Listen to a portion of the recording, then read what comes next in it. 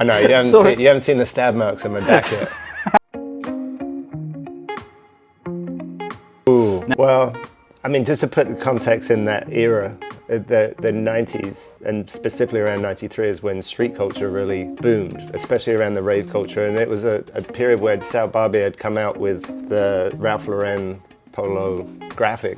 And it kind of triggered this whole borrow from corporate culture thing. I was working with Pierre at the time. It was just me and him doing whatever it took to just make the shoes happen. And we were just looking at everything going on within the street culture and everyone borrowing corporate culture. So we designed a shoe that's very kind of similar to other shoes out there, which it was just like we just put a big E on the side of the shoe. This isn't it, obviously, but just, you know what I mean? Just put a big E there with the 3 lines right there. And it was obviously pretty close to another athletic brand out there. That shape of that E over time changed to become more like an E than the just straight lines. But our friends in Germany, they weren't having it. For Germany, we made a shoe with just a little circular Etnies logo, and that was called the Lowdown. So, but people ask for that, people love that shoe, and they've been asking for it, you know, to come back. So it's a good one. No, it's all just part of the. I mean, we've been making, you know, skate shoes for many years now. Etnies was the first skate-owned shoe brand out there, so since basically all the way back to '86. But really through that 90s period was when Pierre and myself really took it to the next level. Yeah. And yeah, we kind of got the hang of it after 40 years. Yeah, there's a lot of complexity to that shoe.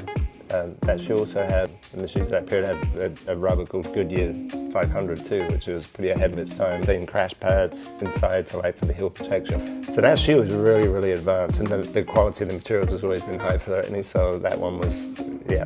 I remember when that shoe came, when Etnies in general came to the US, it was the most expensive shoe out there, just because of all the detailing and just all the quality of the material. But it's much better than all the other shoes at the time. Did you ever try the Natas?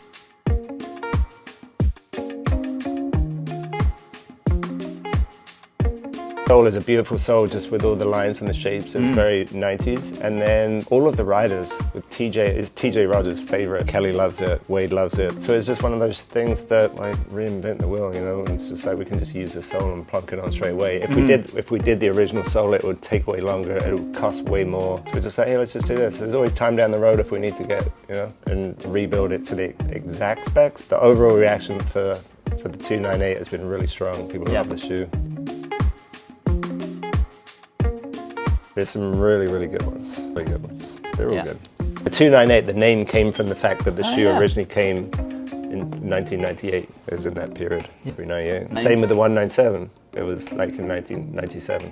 The brand, you know, S came out in 1995, a couple of years after.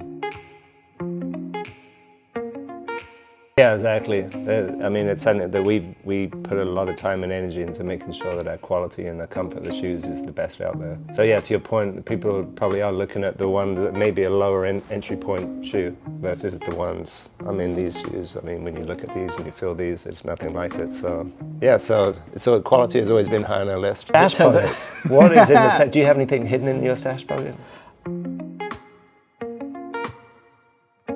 Protein bar, come on. What do you hide in your stash pocket? That's a big question right there.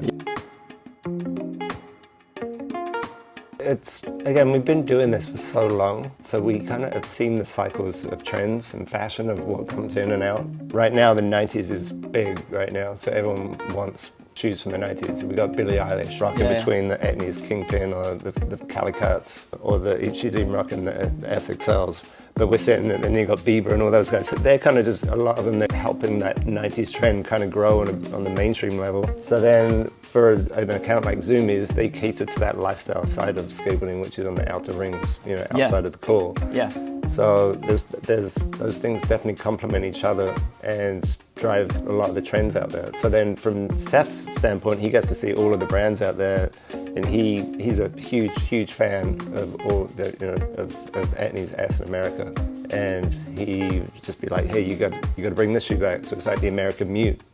It's a shoe that's going to be coming back, you're going to be seeing soon. And then the Snake was one. There's just like, yep, the Snake is is on point with what we need to fill the spaces of, you know, on the wall of something that's unique and different. Yeah, perfect. And it has legacy. But Nick Garcia loves that shoe. He's been crushing it. So, yeah, it's a great shoe. This is Are you listening? Are you listening? So my... Wow.